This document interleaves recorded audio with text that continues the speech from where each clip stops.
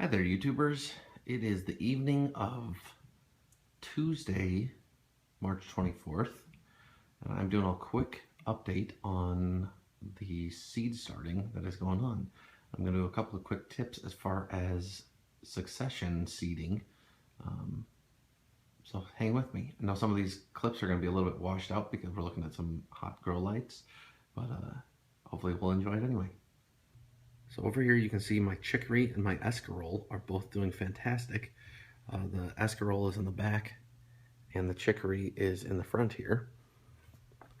They're looking nice and perky and enjoying everything, and part of the reason that they are started already is because of the fact that they're going to be a little bit more cold tolerant, and I'm trying to get it so that my winter hardy vegetables are going to be going out first. So I've got a ton of salad greens and leafy greens, kale. I've got some chard, things that can take a little bit more cool weather started first, and that's kind of my core recommendation here. I'm going to show you a bunch of things that I started in the first wave, and then I just did a second wave recently of tomatoes, peppers, eggplants, and then reseeded some things that had some issues coming up the first time. Over here you can see that I have a lot of very happy peas. They are not touching the lights. I work very hard to make sure that they do not touch those grow lights. I shift them around all the time. But they are doing like gangbusters, and they probably need to get potted up relatively soon, but it's a little bit cold. We had a really warm snap up here, and then now it cooled off. But again, peas can be sown very early in the season, even before the last frost date. So I'm kind of getting these guys ready so that as soon as I can, I'm going to put them outside under my hoop house, and we'll be good to go to have peas. Over here you can see chard. I've got a whole 6 trays like this. Rainbow chard coming up fantastic, starting to look like chard, which is always kind of a cool thing. Not quite as cold hardy as maybe kale and some things like that, broccoli, but certainly can take a little bit of cool weather. So I've got a whole bunch of kale like this growing up here, looking really, really good. This is the best one of all the ones that I'm growing, but I've got a number of these cups filled like this.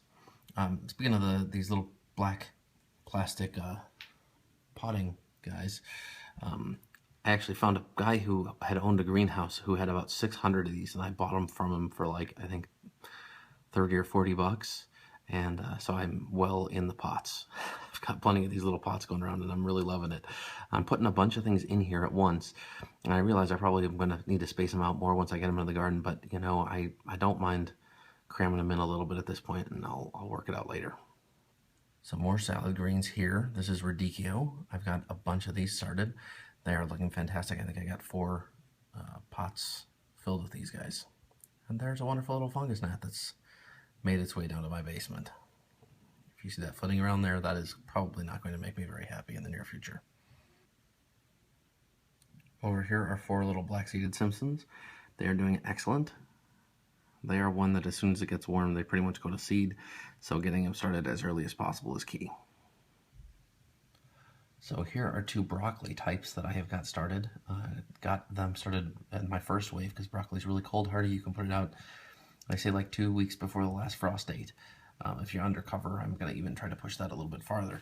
So one is a Romanesco broccoli, and the other is just the normal Calabrese broccoli that I grew last year.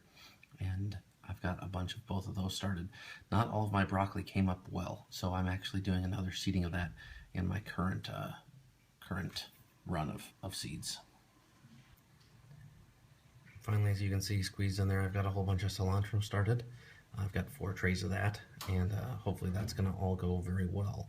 I'm going to plant that actually around in a bunch of spots around my property and try to get it to naturalize. I'm going to let it all go to seed and see if we can get it to start self-sowing on its own, because that would be great. Last but not least, this is my best looking tomato.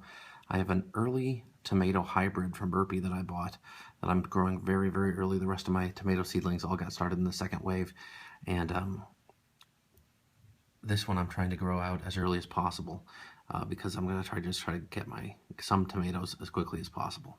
So we'll see how this works. I'm still not going to probably be able to plant out till May, so I've still got a good month and a half or 2 months before I'm going to be able to be putting things outside. So I guess the core message here for anybody who is getting started with starting plants from seed indoors, really think about your season and your cold crops and your, really warm weather crops, and do a couple of different successions of your seeding. Do your cold weather crops as early as you possibly can without, getting them too big before you're putting them outside, and then put them outside significantly earlier before you get your more tender things like, your tomatoes and your peppers and your cucumbers and everything like that. All your cold hardy crops like your kales and your broccolis and things along those lines really can go out earlier. Your beans, not your beans, but your peas, and you can really set up your garden in a different way there, where you're getting a lot more things early. For people doing their first garden, I want you not to overlook salad greens. Greens are fantastic, and they will be ready to eat far before anything that is like a tomato or a pepper. And you can get them just planted and be harvesting while other people are waiting to be caking anything. You're already going to be pulling salad greens out of your garden, and that really, I think, makes it feel like you're having some productivity long before you actually are. So plant lots of salad greens, plant lots of peas, get those in, and you're going to be eating while everyone else is just waiting for their tomatoes. So good luck, everybody. I hope everyone has a fantastic gardening season. Make sure you get in some broccoli, some peas, some kale, and a lot of lettuce. And don't forget your spinach. Spinach is super cold hardy too. My spinach had a real problem with damping off, so I lost a bunch of it, so I've got it all reseeded again. But enjoy, and everybody have a wonderful start to the beginning of your gardening season.